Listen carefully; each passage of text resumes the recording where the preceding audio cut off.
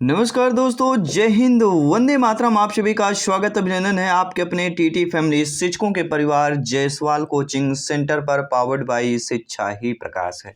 दोस्तों, आज का जो वीडियो होगा गोल्डन वीडियो है और आज के हम बात करेंगे आपके पॉलाव के अनुकूलित अनुक्रिया के सिद्धांत की बात करेंगे। पॉलाव के अनुकूलित अनुक्रिया सिद्धांत के अधिगम सिद्धांत की बात करेंगे।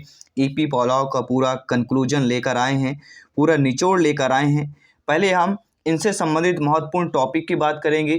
जहाँ जहाँ से प्रश्न बनते हैं, जहाँ से प्रश्न आने के चांसेज होते हैं, वो सारे महत्वपूर्ण बिंदु की बात करेंगे। साथ ही साथ टॉप क्वेश्चंस की बात करेंगे, संभावित प्रश्न की बात करेंगे। तो सभी प्यारे मित्र ध्यानपूर्वक ये वीडियो बहुत ही इंपॉर्टेंट है। आपका मिनिमम 2 नंबर जो है आपका यहाँ पे कंफर्म करने वाला यह गोल्डन वीडियो है। तो बात करेंगे साथियों पॉलाव के अनुकूलित अनुक्रिया सिद्धांत की बात करेंगे। देखिए, कई बार पूछा जाता है अनुबंधन के जनक कौन कहलाते हैं, तो आपका जो फीडबैक होता है ईपी पॉलाव की बात करेंगे, या अनुबंधन के प्रतिपादक किसने किया, या अनुकूलित अनुक्रिया के सिद्धांत के प्रतिपादक कौन है, तो आपके ईपी पॉलाव है। ठीक है, अनुकूलित अनुक्रिया अगर आपका आ 2 बार अनु, ठीक है, अनु जो है 2 बार आ रहा है, मतलब पॉलाव की बात करेंगे।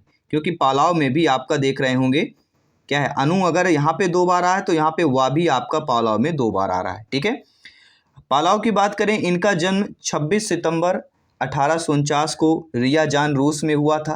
कई बार पूछे जाते हैं पॉलाव कहाँ के निवासी हैं, तो एक रूसी मनोवैज्ञानिक है, ये भी नोट कर लेना है। इनकी जो मृत्यु है 27 फरवरी 1936 को मास्को रूस में हुई थी। कहाँ पर हुई थी? मास्को में। कब हुई थी? 27 फरवरी 1936 को हुई थी। इवान पॉलाव के महत्वपूर्ण बिंदु की बात करें, ईपी पॉलाव एक रूसी वैज्ञानिक थे। इनका पूरा नाम इवान पांत्रोविच पॉलाव था। इनका पूरा नाम भी पूछा जा सकता है, तो इवान पांत्रोविच पॉलाव, जिसे हम इवान पॉलाव या ईवी पॉलाव के नाम से जानते हैं। अगला जो पॉइंट है, इन्होंने पाचन क्रिया के दहकी का विशेष रूप से अध्ययन किया है। जी हाँ, ईपी पॉलाव ने पाचन क्रिया के दहकी का विशेष रूप से अध्ययन किया है और उनका यह अध्ययन इतना महत्वपूर्ण एवं लोकप्रिय हुआ कि 1904 ईस्वी में इसके लिए इनको जो है नोबेल पुरस्कार भी प्राप्त हुआ। तो पाचन क्रिया के दहकी के विशेष रूप में अध्ययन किया था, तो पाचन क्रिया पर इनको नोबेल पुरस्कार कब प्राप्त हुआ था, तो आपका जवाब होना चाहिए 1904 ईस्वी में प्राप्त हुआ था। ठीक है, ये भी नोट कर लेना है। अगला पॉइंट है, ईपी पॉलाव को अनुबंधन का जनक कहा जाता है। प्रश्न आता है अनुबंधन का जनक किसे कहा जाता है? ईपी पॉलाव को कहा जाता है। मनोवैज्ञानिक के साथ साथ पॉलाव एक चिकित्सक भी थे। क्या थे? मनोवैज्ञानिक के साथ साथ पॉलाव एक कैसे हैं? पॉलाव एक चिकित्सक भी थे। अगला जो पॉइंट आपका बनता है कि पॉलाव ने कुत्ते के पैरोटिड ग्रंथि का ऑपरेशन का लार का एकत्रीकरण किया था। अब ये आ सकता है कि पॉलाव ने कुत्ते के किसका जो है, ये किस ग्रंथि का ऑपरेशन का लार एकत्रीकरण किया था? पैरोटिड ग्रंथि की बात करेंगे। ये भी आपका पॉइंट नोट कर लेना है। अगला जो पॉइंट है जहाँ से प्रश्न बनते हैं कि इस प्रयोग द्वारा पॉलाव में यह निष्कर्ष निकाला कि यदि लंबे समय तक स्वाभाविक तथा अस्वाभाविक उद्दीपन का एक साथ प्रस्तुत किए जाए तो व्यक्ति अस्वाभाविक उद्दीपन के प्रति भी स्वाभाविक जैसी अनुक्रिया करने लगता है, जिसे हम अनुकूलित अनुक्रिया या अनुबंधन अनुक्रिया कहते हैं। ये परिभाषा स्टेटमेंट है, आ सकता है किसका है, तो ईपी पॉलाव की बात करेंगे। दूसरा आता है, आपने पढ़ा होगा पॉलाव एस प्रकार है। तो एस प्रकार मतलब क्या होता है, तो सर्वप्रथम ये जान लीजिए, प्रयोग पॉलाव ने कुत्ते पर किया था। जब भी कुत्ते के सामने भोजन रख दिया जाता था तो हमारा उद्दीपक है। भोजन क्या है? उसके लिए उद्दीपक था। जैसे ही भोजन रखा जाता था तो कुत्ते के मुंह में लार की वृद्धि होती है, तो इन्होंने कुत्ते को रस्सी से बांध दिया था। प्रश्न कई बार पूछा जाता है, वैसे अब ये पूछा गया है सीटेट में या अदर स्टेट टेट एग्जाम की बात करेंगे, रीट एग्जाम की बात करेंगे, यूपी टेट एमपी टेट की बात करेंगे। ठीक है, लेकिन इन्होंने कुत्ते को किससे बांध कर रखा था? रस्सी से बांध कर। ये भी कई बार पूछा गया है। पहले प्रथम चरण की बात कर लेते हैं, सभी पॉइंट्स की बात करेंगे जहां से प्रश्न क्रिएट होते हैं। देखिए, प्रथम चरण में क्या होता है, स्वाभाविक उद्दीपक और स्वाभाविक प्रतिक्रिया होती है। स्वाभाविक एक उद्दीपक होता है, वैसे भी आपकी प्रतिक्रिया भी होती है।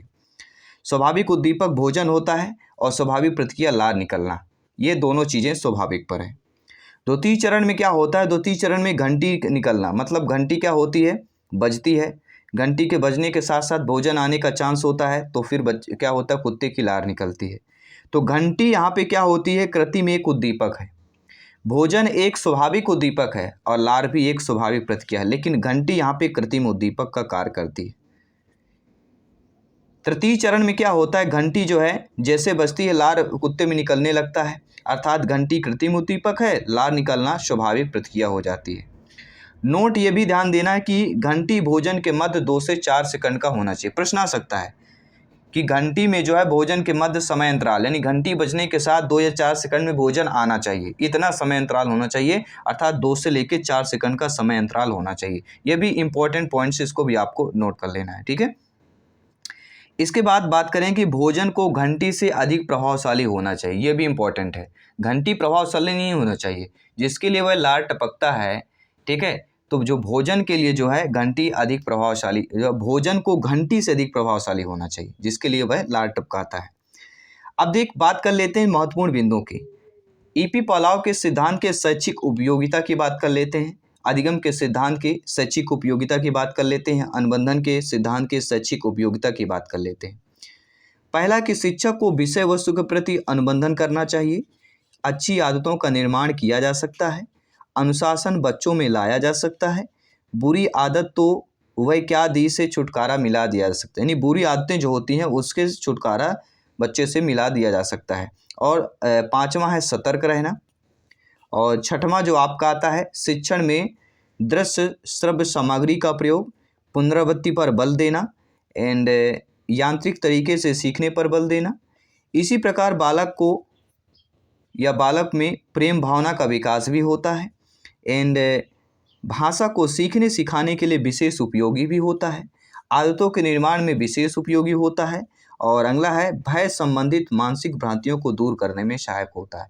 ये 12 महत्वपूर्ण बिंदु है एक शैक्षिक, ये सिद्धांत के शैक्षिक उपयोगिता से संबंधित देखा जाए तो ये 12 महत्वपूर्ण बिंदु हैं, इन्हीं बिंदुओं पर प्रश्न पूछे जा सकते हैं। और आपके देखिए जो अधिगम का सिद्धांत है, पालाव के अनुबंधन का सिद्धांत है, शास्त्रीय अनुबंधन का सिद्धांत है, इनके उपनाम भी कई बार पूछ लिए जाते हैं, ठीक है। तो पालाव के सिद्धांत के अगर उपनाम की बात करें, इनका उपनाम भी जिक्र कर लेते हैं। उपनाम में पहला जो नाम आता है, सभी लोगों की स्क्रीन पर नाम है, वह नाम होता है CR थ्योरी। CR थ्योरी के नाम से भी जाना जाता है, शास्त्रीय अनुबंधन के सिद्धांत के नाम से जाना जाता है, प्राचीन परंपरागत अनुबंधन के सिद्धांत के नाम से जाना जाता है, समृद्ध प्रतिक्रिया प्रत्यावर्तन सिद्धांत के नाम से जाना जाता है। तो ये 4 महत्वपूर्ण आपके उपनाम हैं। साथ ही साथ आपके अनुबंधन का सिद्धांत, शरीर शास्त्रीय सिद्धांत और क्लासिकल अनुबंधन सिद्धांत, ये महत्वपूर्ण आपके 7 उपनाम हैं आपके किसके, पालाव के सिद्धांत के, पालाव के अधिगम के सिद्धांत की बात करेंगे, ठीक है। तो ये आपके उपनाम हैं, इनको ध्यान देना है। साथ ही साथ इनसे जो महत्वपूर्ण बिंदु हैं, इनका जो फुल फॉर्म है, इनको जान लेते हैं। देखिए UCS आ सकता है, UCS मतलब होता है अनकंडीशनल स्टिमुलस, अर्थात अनुबंधित उद्दीपक, भोजन स्वाभाविक उद्दीपक, ये कहलाता है UCS। और CS जो होता है वह क्या कहलाता है, कंडीशनल स्टिमुलस, अर्थात अनुबंधित उद्दीपक जिसमें घंटी और अस्वाभाविक उद्दीपक आते हैं। और जो आपका UCR होता है, ये क्या कहलाता है, अनकंडीशनल रिस्पॉन्स, अर्थात अनुक्रिया। तो अनुबंधित अनुक्रिया जो लार होगी, अस्वाभाविक अनुक्रिया आप लोग समझ सकते हैं। तो अनुबंधित अनुक्रिया लार और स्वाभाविक अनुक्रिया, ये क्या कहलाते हैं, UCR, अर्थात अनकंडीशनल रिस्पॉन्स कहलाते हैं। और अगला होता है CR, जिसे हम कंडीशनल रिस्पॉन्स कहते हैं, अनुबंधित अनुक्रिया और अस्वाभाविक अनुक्रिया, ठीक है। ये आपको ध्यान देना तीनों, ठीक है, दोनों चीज़ें। यहाँ पे आपके एक होता है आपका UCS और CS, UCR और CR, इन दोनों को बहुत पूर्ण अच्छे तरीके से समझ लेना है। अब पालाव के सिद्धांत पर आधारित महत्वपूर्ण प्रश्नों की बात कर लेते हैं। आइए देख लेते हैं पहला प्रश्न यहाँ पे क्या पूछा गया है। पहला प्रश्न यह है कि अधिगम से संबंधित पालाव की रचना है, एनिमल इंटेलिजेंस है, कंडीशंस आपके रिफ्लेक्सेस है, डायनेमिक थ्योरी है, या लर्निंग रीइंफोर्समेंट की बात करेंगे। तो अधिगम से संबंधित जो आपके पालाव की रचना वह क्या हमने बताया था, कंडीशंस आपके रिफ्लेक्सेस की बात करेंगे। बी ऑप्शन यहाँ पे सही हो जाएगा। अगला जो प्रश्न है यहाँ पे आपका पूछा जा रहा है या कई बार TT एग्जाम में पूछा गया है कि पालाव का सिद्धांत किस नाम से जाना जाता है। तो हमने पालाव को बताया भी था आपको उपनाम जिसे हम कहते हैं। तो संबंध प्रत्यावर्तन के सिद्धांत के नाम से जाना जाता है, संबंध प्रतिक्रिया के नाम से, अनुकूलित अनुक्रिया के नाम से जाना जाता है। ठीक है, अनुबंधन की बात करेंगे तो उपरोक्त सभी, ये सभी आपके पालाव के सिद्धांत के उपनाम हैं, इन सभी के नाम से जाना जाता है। तो यहाँ पे डी ऑप्शन सही हो जाएगा। ठीक है, चलिए बात कर लेते हैं अगले प्रश्न की। अगला प्रश्न जो आपके कथन से संबंधित है कि पालाव के अनुकूलित प्रत्यावर्तन सिद्धांत के बारे में कथनों पर आपको विचार करना है कि यह सिद्धांत नियंत्रित वातावरण में किए गए प्रयोग पर आधारित है, यह सिद्धांत अधिगम के यांत्रिक उपागम पर आधारित विचार कीजिए, या यह सिद्धांत पुनर्बलन पर आधारित है, या यह कह सकते हैं यह सिद्धांत सहज क्रियाओं में कोई परिवर्तन करके उन्हें संबंध किया जाता है, या पालाव के सिद्धांत में अनुबंधन उच्च श्रेणी का अनुकूलन है। ये चार आपके नीचे ऑप्शंस दिए गए हैं ए बी सी डी, और बताना है कौन कौन से सही। ठीक है, तो यहाँ पे हमारे पालाव के संबंध में जो हमारा सही है पहला और दूसरा, सिद्धांत नियंत्रित वातावरण में किए गए प्रयोग पर आधारित है, सिद्धांत अधिगम के यांत्रिक उपागम पर आधारित है, और यह सिद्धांत जो है पुनर्बलन पर आधारित है। तो पुनर्बलन पर आधारित नहीं है, तीसरा वाला नहीं होगा। बाकी आपका चौथा भी होगा कि यह सिद्धांत सहज क्रियाओं में कोई परिवर्तन करके उन्हें संबंध किया जाता है। ठीक है, और जो आपका पांचवा भी दिया गया है कि पालाव के सिद्धांत में अनुबंध उच्च श्रेणी का अनुकूलन होता है, बिल्कुल सही है। थर्ड वाला आपको छोड़कर बाकी सारे कथन पालाव से संबंधित है, पालाव के सिद्धांत से संबंधित है। तो यहाँ पे हमारा जो थर्ड वाला ऑप्शन दिया गया है वह हमारा सही हो जाएगा। ठीक है, चलिए बात करते हैं अगले प्रश्न की। अगला प्रश्न स्क्रीन पर है, पालाव के अनुकूलित प्रत्यावर्तन सिद्धांत का शैक्षिक निहितार्थ के संबंध में निम्न कथनों पर विचार करना है। तो शैक्षिक निहितार्थ संबंध में महत्वपूर्ण आपके लगभग 10 से ज़्यादा पॉइंट्स हमने किए थे, बिंदु किए थे। अब देखिए उन्हीं बिंदुओं से प्रश्न आपका आ गया कि पालाव के अनुकूलित प्रत्यावर्तन के सिद्धांत के शैक्षिक निहितार्थ के संबंध में कथनों पर विचार करना है। चार कथन दिए गए कि यह सिद्धांत जटिल विषयों को सिखाने में उपयोगी नहीं है, इस सिद्धांत से अधिगम स्थायी नहीं होता है, अनुशासन के लिए दंड एवं पुरस्कार के सिद्धांत इसी सिद्धांत पर आधारित है, या शिक्षण में दृश्य शब्द उपकरणों का प्रयोग इसी सिद्धांत पर आधारित है। तो दृश्य शब्द आपने पढ़ा होगा। ठीक है, महत्वपूर्ण बिंदुओं पर शैक्षिक हमने बताया भी था। और नीचे देखिए ऑप्शन दिए गए हैं, ए बी सी डी चार ऑप्शन दिए गए हैं। ठीक है, तो जो हमारा देखिए सही हो जाएगा, देखिए पालाव के अनुकूलित प्रत्यावर्तन सिद्धांत के शैक्षिक सिद्धांत के बारे में देखा जाए तो पहला, दूसरा, तीसरा, चौथा, ये चारों विचार आपके सही दिए गए हैं। अर्थात जो हमारा यहाँ पे ऑप्शंस नंबर बी दिया गया है, कथन 1 2 3 4 सही, बिल्कुल सही हो जाएगा। ठीक है, चलिए अब बात कर लेते हैं अगले प्रश्न की जो आप लोगों की स्क्रीन पर है। अगला प्रश्न बहुत ही प्यारा सा प्रश्न है कि अनुकूलित अनुक्रिया सिद्धांत अनुकूल बल देता है। जी हाँ, जो आपके अनुकूलित अनुक्रिया का सिद्धांत है ये अनुकूल पर बल देता है, प्रेरणा के पर, पुनर्बलन पर, चिंतन पर या पुनरावृत्ति पर बल देता है। तो अनुकूलित अनुक्रिया का सिद्धांत जो है, अनुकूल जो शब्द है यह प्रेरणा पर बल देता है। पहला ऑप्शन यहाँ पे सही हो जाएगा। अगला प्रश्न है, ईवी पालाव के प्राचीन अनुबंधन सिद्धांत में जो भोजन होता है वह अनुबंधित उद्दीपक है, अनुबंधित उद्दीपक है, या अनुबंधित उद्दीपक है, अनुबंधित अनुक्रिया है, या अनुबंधित अनुक्रिया है। देखिए ईपी पालाव का जब भी जिक्र होता है, हमने आपको बताया था अनुबंधन सिद्धांत में जो भोजन होता है वह अनुबंधित उद्दीपक की बात करेंगे, बी ऑप्शन की बात करेंगे। कोई भी किसी भी प्रश्न पर डाउट हो बेफिक्र कमेंट कर सकते हैं आप लोग। जयसवाल सर आप सभी का अभिनंदन, स्वागत करते हैं। अगला प्रश्न है, अनुबंधन के बाद घंटी की ध्वनि से लार का आना उदाहरण क्या होता है। देखिए जब भी अनुबंधन होता है घंटी की ध्वनि से लार जो निकलती है वह हमारी अनुबंधित अनुक्रिया कहलाती है। क्या कहलाती है? अनुबंधित अनुक्रिया हो जाती है। अगला प्रश्न है, पालाव के सिद्धांत को कंप्यूटर स्टिमुलेशन द्वारा कौन सी मशीन बताती है? होफमैन, कोफा, स्टिमुलेशन या इनमें से कोई नहीं। पालाव के सिद्धांत में कंप्यूटर स्टिमुलेशन द्वारा जो मशीन बताती है वह होफमैन मशीन की बात करेंगे। ठीक है, आपको अगला प्रश्न, पालाव के प्रयोग में ध्वनि के पश्चात उपस्थित जो भोजन आता है वह क्या कहलाता है? अनानुबंधित उद्दीपक कहलाता है। पालाव के प्रयोग में ध्वनि के पश्चात अगर भोजन आ रहा है वह कौन सी प्रक्रिया है? वह अनानुबंधित उद्दीपक कहला जाता है।